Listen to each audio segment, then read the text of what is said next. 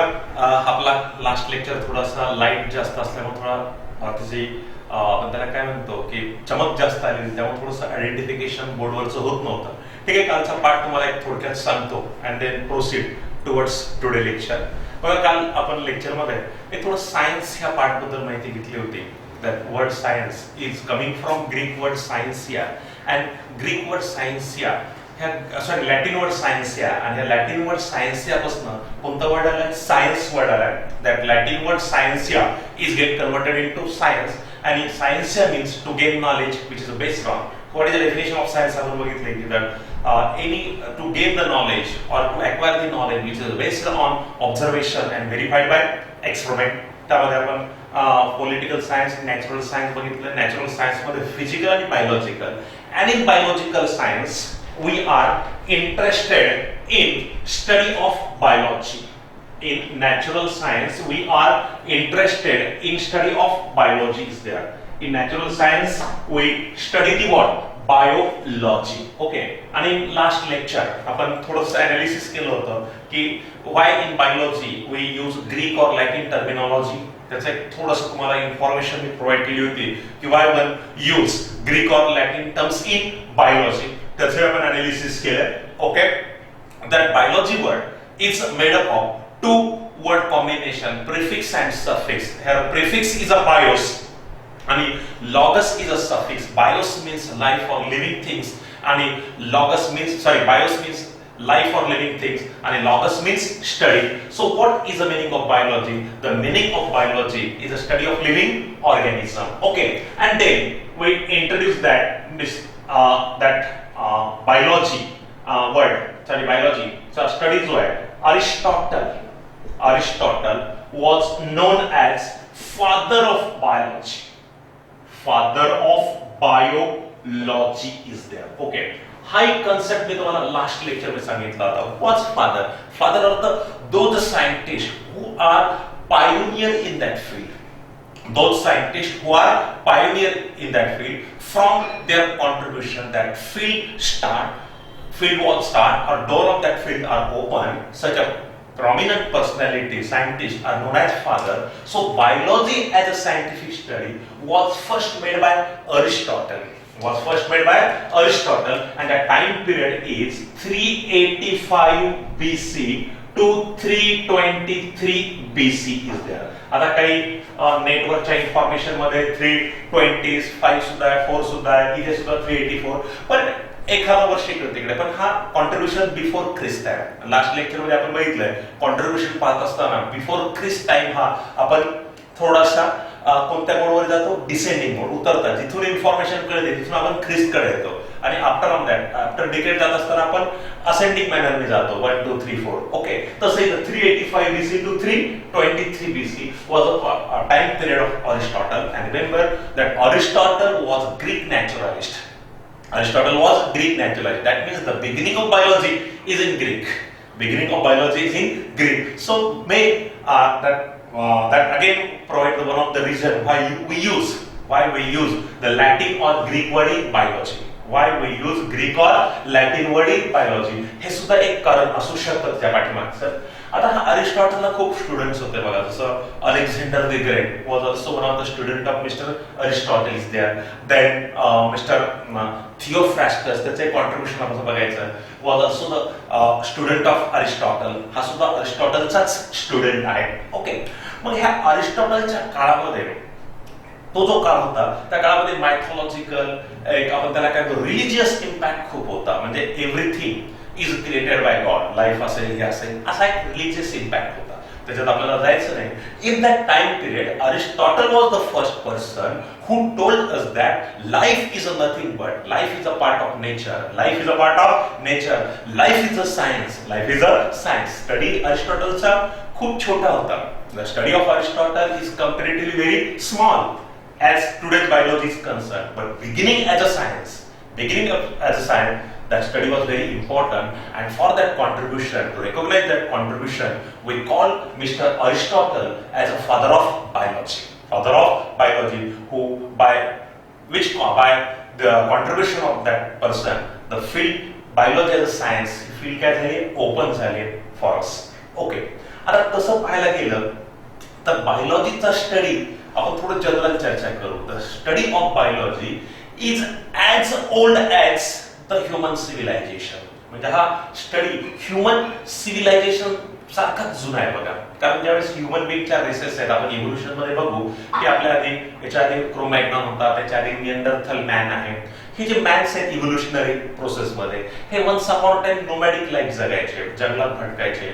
मग हे भटकत असताना ते ऍज अ रिसोर्स म्हणून बायोलॉजिकल रिसोर्स म्हणजे लिव्हिंग रिसोर्सच यूज करायचे. प्लांट्सचा यूज करायचे, अॅनिमल्सचा यूज करायचे. मग तो जो यूज आहे त्यांचा बघा, मी काळजीपूर्वक आहे मी काय सांगतो, तो जो यूज आहे त्या लोकांचा नोमॅडिक लाईफ त्या काळामध्ये it was based on philosophy of utilisation. वाक्य बघा मी काय म्हटलंय, that use was based on philosophy of utilisation. म्हणजे तो जो यूज आहे तो यूज फिलॉसॉफी ऑफ युटिलायझेशन वर बेस करतोय. So what is the philosophy of utilisation? की ते जंगलात भटकत असताना बघायचे की अरे हे फळ खूप चांगले आहे, याची चव चांगली आहे, मग याला यूज करायचा. हा अॅनिमल चांगला आहे, हा चांगला नाही, याचा यूज नाही करायचा. म्हणजे हे सुद्धा एक स्टडीच आहे ना, कोणते फळ चांगले आहेत, कोणते झाडं चांगले आहेत, कुठल्या अॅनिमलचा यूज ते चांगल्या पद्धतीने करू शकतात.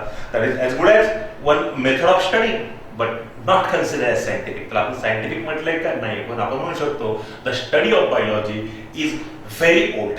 Study of biology was very old is there as human civilization. Okay, नंतर काळ बदलत गेला.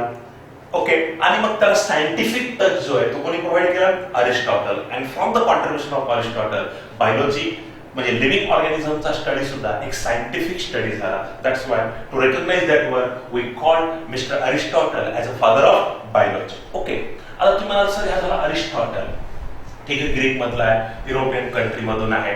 तुम्ही फर्स्ट लेक्चर मध्ये सांगितलंय most of the basic contribution of biology जे आहे, the basic contribution of biology is from European country. European country मधूनच आलेलं बेसिक कॉन्ट्रिब्युशन.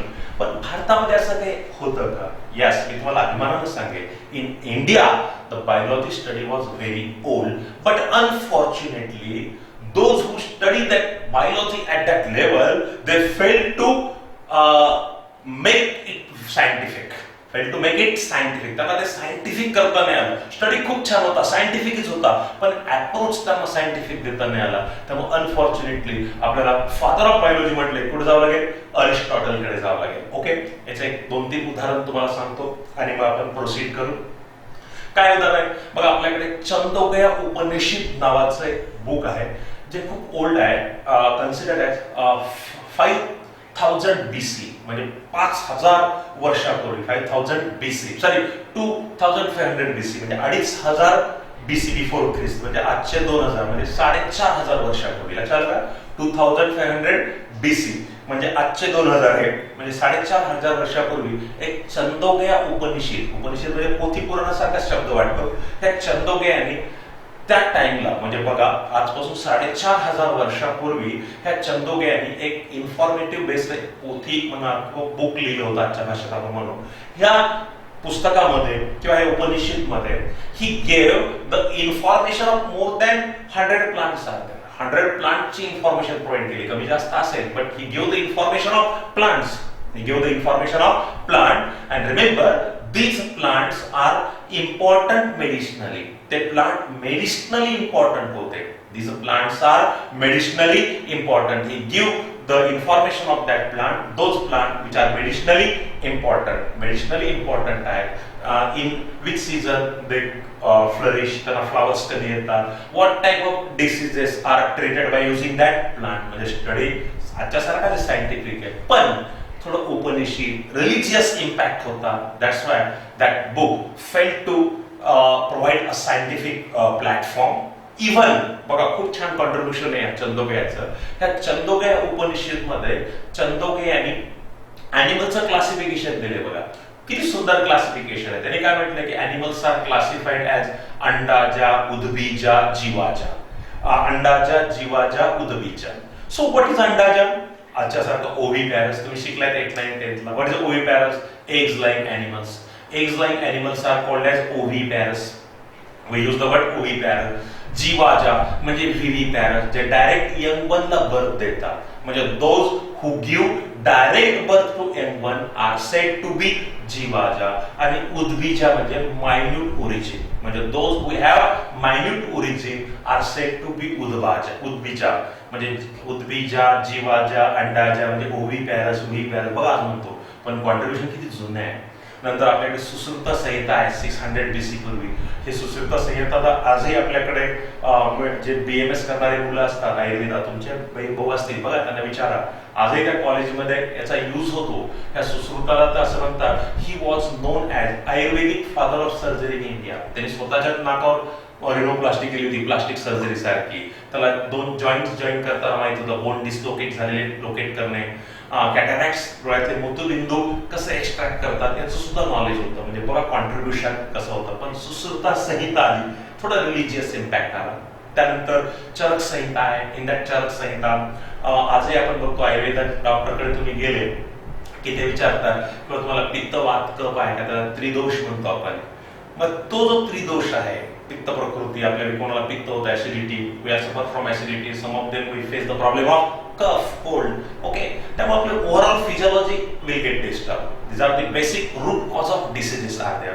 ती इन्फॉर्मेशन मिळते, but unfortunately we fail to make it scientific. And for biology as a science आपल्याला पुढे जावं लागेल. Aristotle was known as father of biology. म्हणजे आपण इंडियन पीपल सुद्धा बायोलॉजी मध्ये मागे नव्हतं हे आपल्याला सांगायचं होतं. Unfortunately we are too much ahead in that time period. Okay, पण let it त्याला सोडून द्या.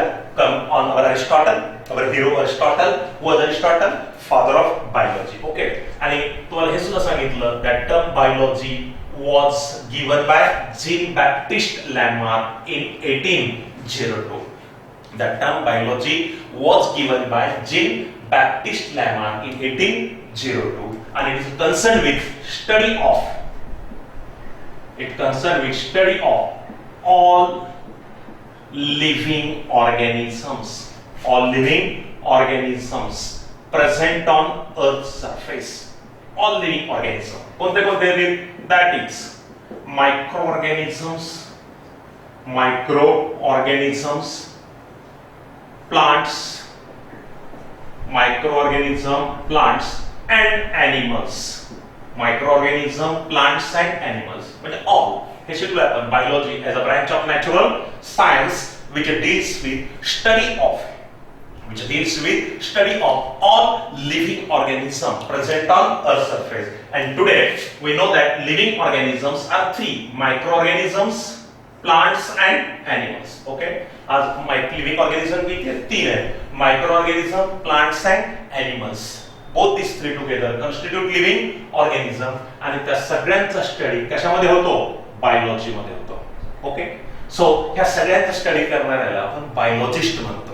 काय म्हणतो? बायोलॉजिस्ट. पण बायोलॉजिस्ट म्हणून खूप अवघड मित्रांनो, कारण बायोलॉजी मध्ये सगळं आलं. All living organism, bacteria, viruses सगळे येतात.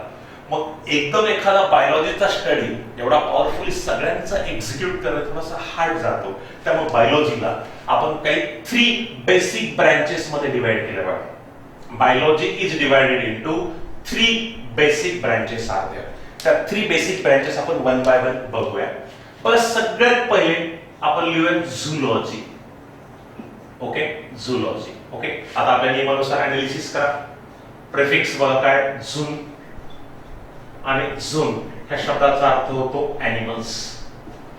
झून म्हणजे काय? ॲनिमल्स. म्हणजे आलं बायोलॉजी मध्ये फक्त कोण? ॲनिमल. महापाडी zoology, the branch of biology which deals with study of animals. Study of animals is known as the zoology. Study of animal is known as the what? Zoology. The branch of biology which deals with study of animals is known as zoology. म्हणजे biology मध्ये total living organism येतात आणि त्या living organism मध्ये आपल्याला animal study करायचे आहे. तर ॲनिमल्सच्या स्टडीला काय म्हणतात? Zoology. Study of animals is known as zoology. And here Greek word zoon. Zoon means what? Animals. Zoon means what? Animals are there, and study of that animals it's come under which category? Zoology is there. Okay. आता तशी बायोलॉजीची सुरुवात अरिस्टॉटलने केली, पण zoology कोण केली बघा, फार मजेशीर पार्ट आहे. That mister Aristotle was also known as father of zoology. This Aristotle was also known as the what? Father of zoology. ह्या अरिस्टॉटलला सुद्धा फादर ऑफ काय म्हणतात? Zoology. That Aristotle was also known as father of zoology. Aristotle was also known as the what? Father of zoology is there. Okay, तो zoologyचाच father आहे. कोण? Aristotle. का बरं? थोडं केअरफुली ऐका की first scientific study of life. आता life मध्ये कुठे येतं ना, लिव्हिंग म्हटलं की मायक्रो ऑर्गॅनिझम सुद्धा आहेत, प्लांट्स आहेत, अॅनिमल्स आहेत. मग लिव्हिंगचा पहिला सायंटिफिक स्टडी तरी स्टार्ट केला कोणी?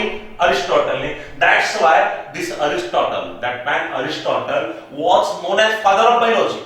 Was known as father of biology, and same time within a biology, within a life, Aristotle firstly studied the animals. Within a life, Aristotle firstly studied animals, and as he firstly studied animal, he was really father of zoology.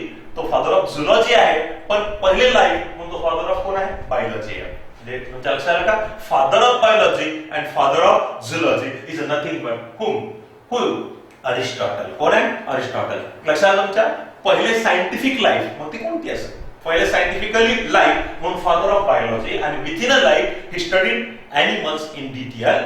That's why he was also known as father of zoology. त्यामुळे father of biology and father of zoology are nothing. Who are they? That is Aristotle.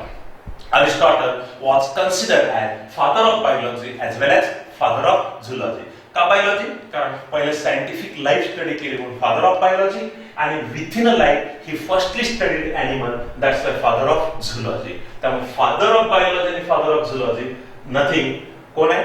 Aristotle. लक्षात आलं तुमच्या? जर विचारलं Aristotle बायोलॉजीचा father काय? Scientific touch to life. Okay. आणि within a life त्यांनी काय स्टडी केलं? Within a life Aristotle studied which life? Animals. Which living organism? Animal. That's why he was known as father of zoology. Okay. आणि हा part आहे zoology. आणि same zoology, biology मध्ये zoology. तुम्हाला 11th मध्ये क्लासिक zoology आहे. Classic काय syllabus आहे zoology मध्ये 11च्या? तर तुम्हाला सगळ्यात पहिले पहिला जो टॉपिक आहे किंगडम एनिमलिया आहे. ओके. किंगडम एनिमलिया नंतर स्ट्रक्चरल ऑर्गनायझेशन इन एनिमल्स दिलेलं आहे. Structural organisation in animal, and then animal physiology.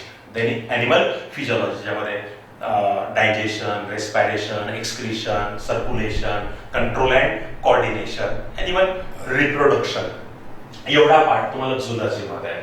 Up to reproduction 11th NCERT मध्ये, रिप्रोडक्शन 12th एनसीईआरटी मध्ये टाकलेले आहे. म्हणजे क्लासिक झुलॉजी सुद्धा आपल्याला आहे, ज्यात एनिमल आपल्याला शिकायचं आहे. Structural organisation, animal tissue, animal type आहे.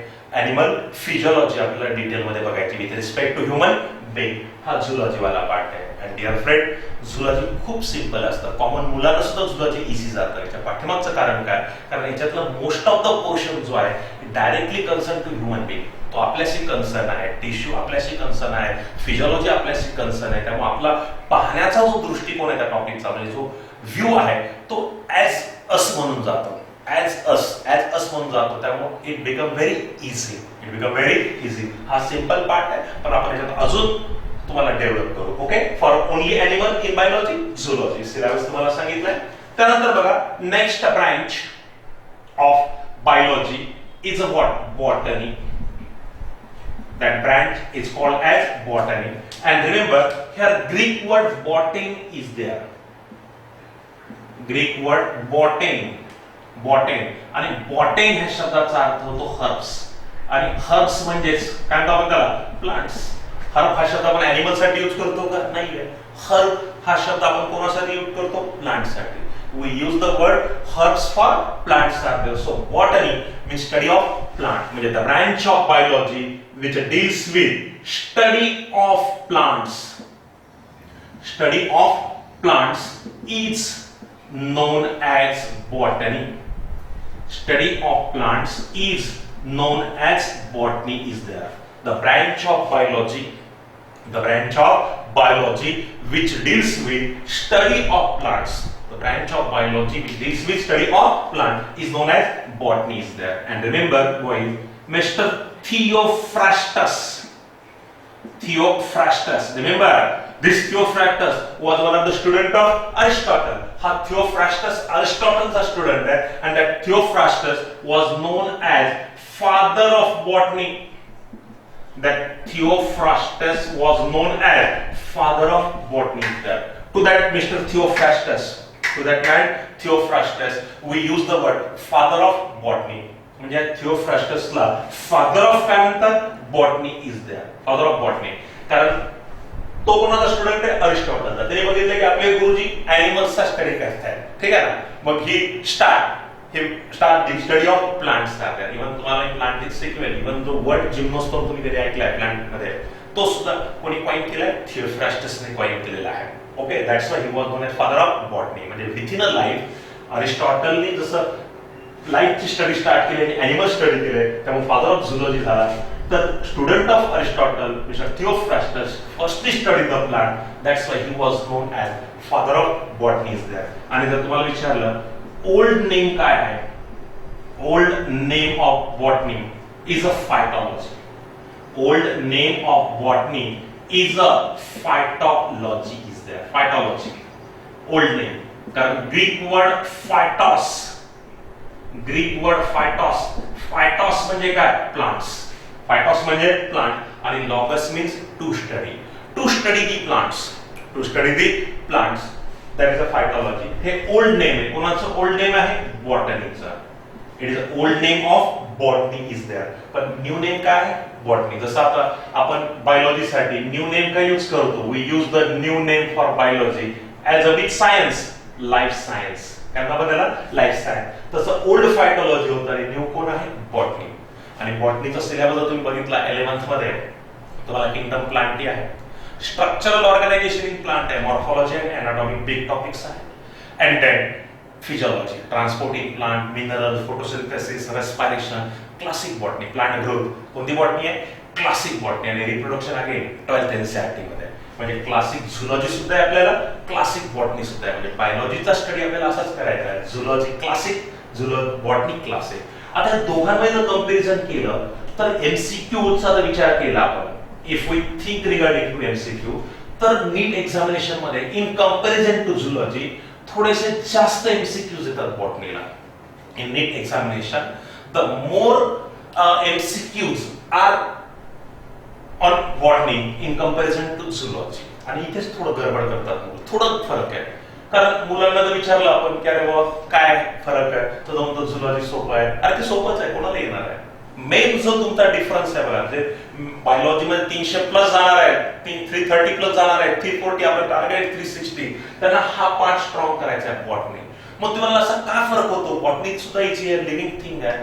पण डिअर फ्रेंड्स, आपला जो अप्रोच आहे, आपला जो व्ह्यू आहे तो थोडा बदलतो मुलांचा. नाही रे, हा ॲनिमल आहे, हे माझं हार्ट आहे, हे माझ्या लंग्स आहेत, हे माझी डायजेस्टिव्ह सिस्टीम आहे, हे सॅलिव्हरी ग्लँड माझ्या आहे, हे ब्रेनचं स्ट्रक्चर ह्युमन बिंगचं आहे. मग त्याला आपण थोडं मोर प्रिसाइजली बघतो. But when it come to plant, हे फोटोसिंथेसिस काय बोर यार, प्लांट्स आहे, अरे यार प्लांट ग्रोथ कशाला आली आहे. म्हणजे आपण जो पाहण्याचा दृष्टिकोन आहे तो थोडा आपल्यासाठी इझी करतो ॲनिमलसाठी आणि थोडा कॉम्प्लेक्स करतो प्लांटसाठी. बघा तुम्ही बघा, आपले मुलं झुलॉजी तर स्ट्रॉंग आहेत, पण one of the best strongest subject जो आहे आपला तो कोणता आहे, बॉटनी. झुलॉजी तर कोणाला येणार आहे, पण मेन डिफरन्स जो आहे तो कोणता पार्ट मध्ये आहे, बॉटनी मध्ये आहे. तर आपल्याला मोर स्ट्रॉंग करायचा, प्रिसाइज करायचं आहे. जसं आपण आपला विचार करतोय ॲनिमल, तसं आपण प्लांटचा सुद्धा विचार करायचा. बघा प्लांट सुद्धा खूप इझी आहे. तुम्हाला काही टेक्निक सांगतो, it real make you botany very simple. आणि ते आता बॉटनी झुलॉजी करायचंच नाही, बायोलॉजी काय करायचंय, बायोलॉजी. आणि त्यात आपल्याला मास्टर व्हायचं आहे. आणि त्यातही आपल्याला परफेक्शन झुलॉजीत येणारच आहे, आपल्याला परफेक्शन कसं आणायचं आहे, बॉटनी मध्ये. ओके, हा पार्ट आहे.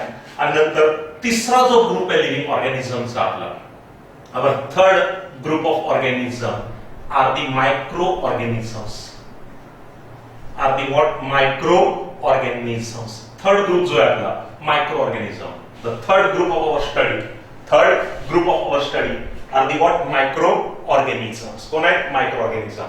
आता microorganisms कोणाला म्हणतात, एक मिनिट आपण लिहून घेऊ. microorganism मध्ये कोण येतील, हे पहिले लिहून देतो मी तुम्हाला इथं, व्हायरसेस, बॅक्टेरिया, ओके, आणि याच्या स्टडीला आपल्याला म्हणायचं आहे मायक्रोबायोलॉजी. आता थोडा प्रश्न मी तुम्हाला विचारणार आहे, ओके. आता लक्ष द्या, अॅनिमल्स साठी झुलॉजी आली, प्लांट साठी बॉटनी आली, तसं आता मायक्रो ऑर्गॅनिझम्स आहेत.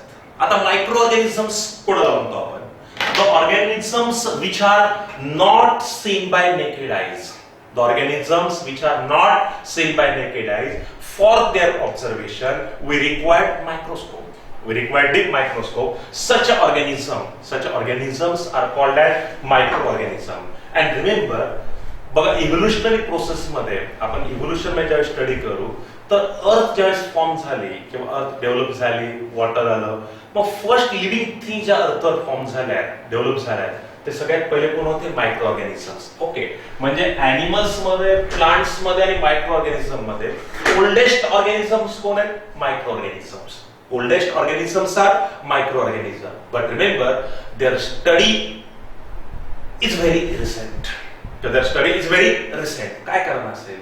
कारण study of microorganism required good quality microscope, and that microscope are developed from 15th to 16th century by contribution of Robert Hooke and gradually get modified as electron microscope. म्हणजे आपण असं म्हणू शकतो, study of our micro organism within a biology is directly proportional to invention in microscope. And as the microscopes are get better and better developed, our study of microorganism become very easy. त्यामुळे first organism मायक्रोऑर्गॅनिझम आहे, but their study is very recent. But their study was very recent. कारण का?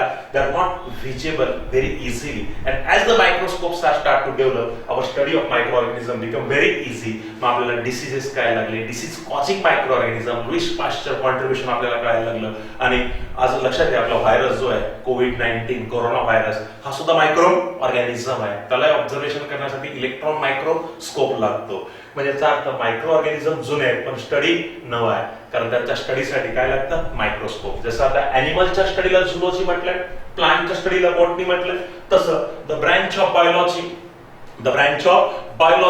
which deals with study of microorganism, which deals with study of microorganisms is known as microbiology.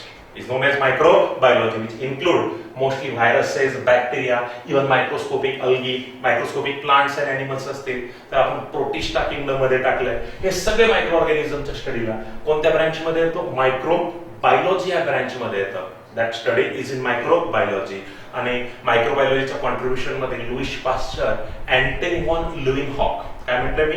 Antony van Leeuwenhoek and Louis Pasteur, हे दोन नावं तुमच्या समोर मी घेतले.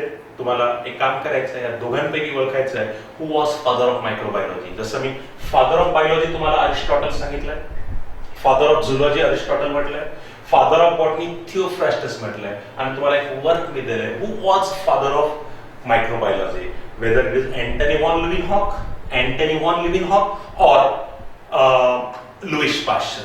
दोन्हीपैकी एक शोधायचं आहे. आणि तुम्हाला आपला जो व्हॉट्सअप ग्रुप आहे किंवा त्या व्हॉट्सअपवर ग्रुपवर माझा पर्सनल मोबाईल नंबर सुद्धा आहे, व्हॉट्सअप नंबर, त्या व्हॉट्सअप नंबरवर तुमचं नाव आणि आन्सर मला कळवायचं आहे. बघूया आपण किती जण करेक्ट आन्सर पाठवतात.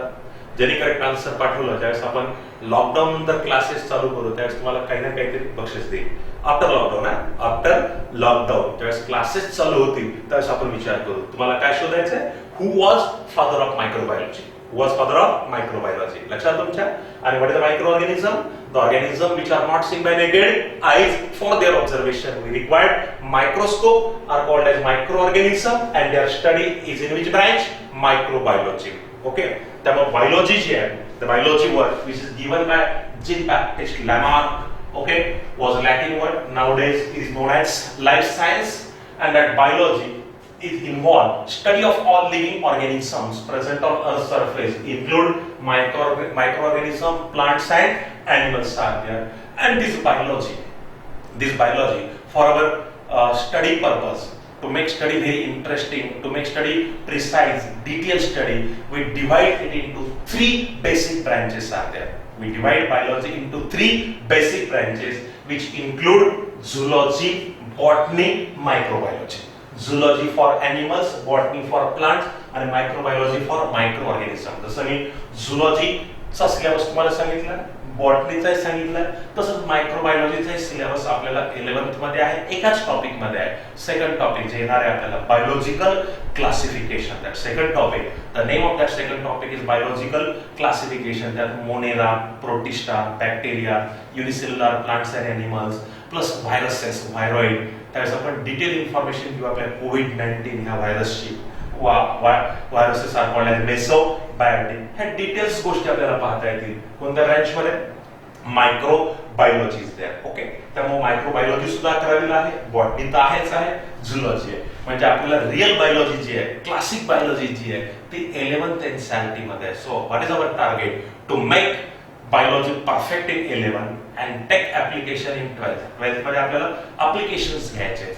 We go through application in 12th syllabus is there. 12th syllabus मध्ये आपण याचे applications घेणार आहोत. Okay, so biology has 3 branches are there. Okay, त्यानंतर in next lecture we like to discuss what do biology study.